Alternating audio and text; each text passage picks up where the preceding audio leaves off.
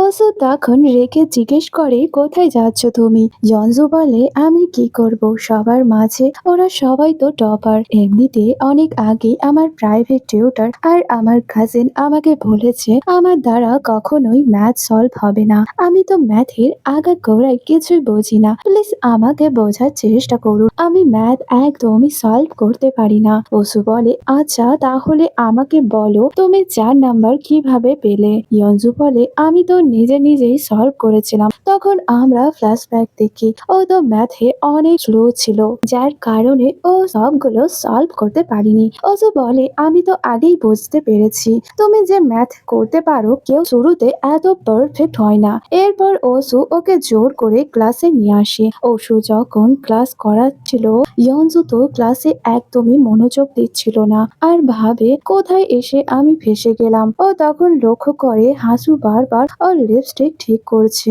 তাই ও ভাবতে থাকে ক্লাসের মধ্যে ও বারবার কেন লিপস্টিক ঠিক করছে। একটু পরে ও দেখতে পায় হাসু তো বারবার টিচার অসুর দিকে দেখছিল। ও তখন বুঝতে পারে টিচার অসুর ওপর হাসু ক্রাশ খেয়েছে।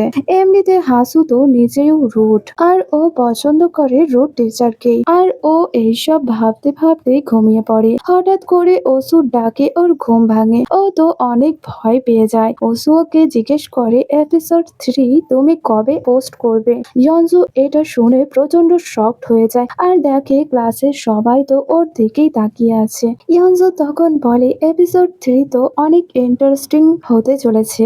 আর ও তখন পুরো ইমোশনের সাথে ওর এপিসোড 3 স্টোরি সবাইকে শেয়ার করে। সবাই তো মনোযোগ দিয়ে ওর স্টোরি শুনছিল, কিন্তু কিছুক্ষণ পরে আমরা দেখি এটা শুধুমাত্র ওর স্বপ্ন ছিল। ক্লাস শেষ হয়ে গিয়েছে, তাই সব স্টুডেন্টরা সেখান থেকে চলে যায়, কিন্তু ওর এখনো পর্যন্ত ঘুম ভাঙেনি। তাই রেগে অসু ওকে ডাকে। ইয়ঞ্জু তখন দেখতে পায় ক্লাসে তো সবাই চলে গিয়েছে। অসু বলে, আজকে যেগুলো আমি করিয়েছি এগুলো সব হোমওয়ার্ক। ও ভাবতে থাকে এতগুলো হোমওয়ার্ক ও কিভাবে করবে। পরের দিন ইয়ঞ্জু যখন স্কুলে আসে তখন ও অসুকে বলে, সরি আমি কালকের হোমওয়ার্ক করতে পারিনি। অসু তো একটু বিরক্ত হয়ে বলে, একটাও সলভ করনি? ইয়ঞ্জু বলে, না। এটাতে অসু আরো বেশি রেগে যায় আর জিজ্ঞেস করে, তোমার কি মনে আছে ফার্স্ট ক্লাসে আমি তোমায় কি বলেছিলাম? ইয়ঞ্জু তো ঠিক মতো মনেও করতে পারে না।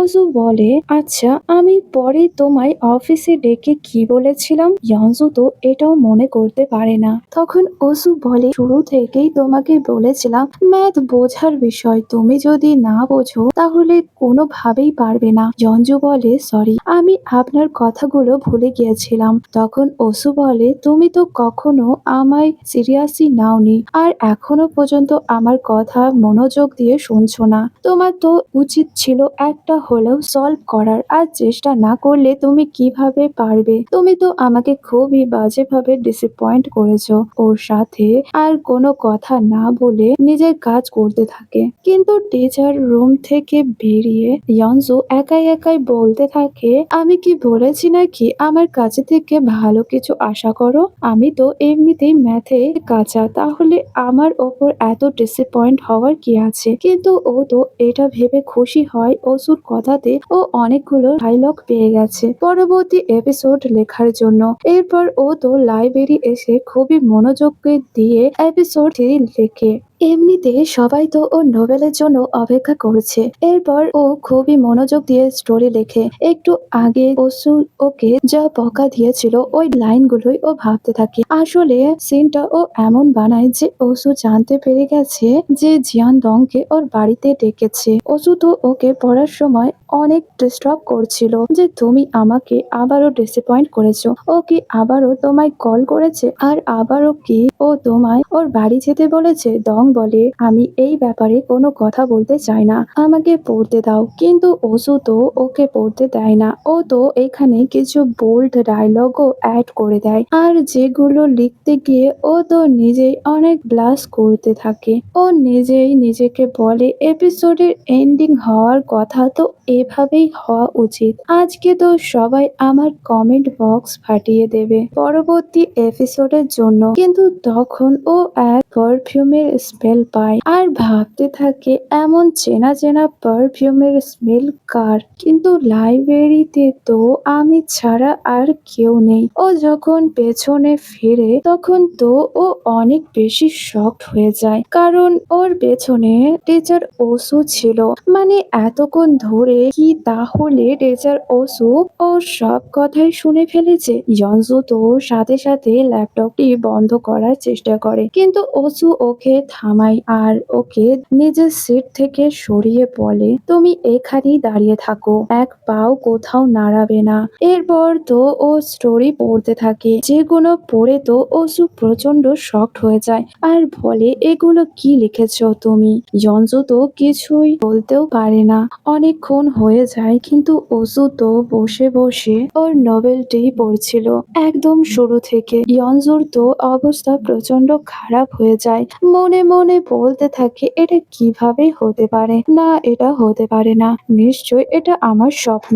যদি আমাকে ধরা পড়তেই হতো তাহলে অন্য কারোর কাছেই ধরা পড়তাম, কিন্তু এই শয়তানটার কাছেই কেন পড়লাম?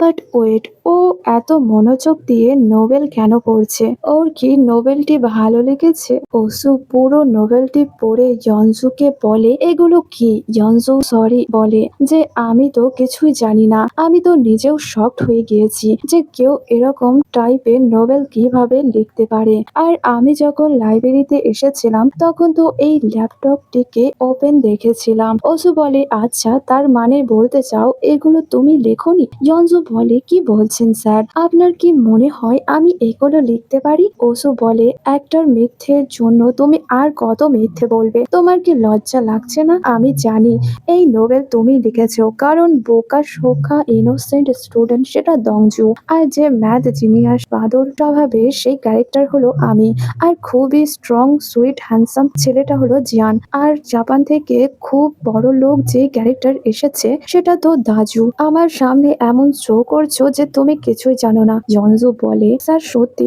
আমি কিছুই জানি না। ওসু তো ওই ডায়লগ গুলোই মনে করিয়ে দেয় যে কথাগুলো ও বলেছিল, ওগুলো থেকে ইন্সপায়ার হয়েই ইয়নজু এই লাইনগুলোই লিখেছে। এরপর বলে, সব কিছুর লিমিট আছে, কিন্তু তুমি তো সব কিছুর লাইন ক্রস করে দিয়েছো। ইয়নজু তখন ভয় পেয়ে যায় আর বারবার সরি বলতে থাকে। ওসু প্রচন্ড রেগে গিয়ে বলে, এরকম দুষ্টু দুষ্টু চিন্তা ভাবনা তোমার মাথায় কিভাবে আসতে পারে? আচ্ছা, আমি আর কোনো কথা বলতে চাই না, তুমি এক্ষুনি এগুলি ডিলিট করো। যেটা শুনে তো ওর মাথায় আকাশ ভেঙে পড়ে, বলে, ডিলিট না, না ডিলিট করতে পারবো না, প্লিজ আমার ওপর দয়া করুন। ওসু তো ওর কোনো কথাই শুনতে চায় না।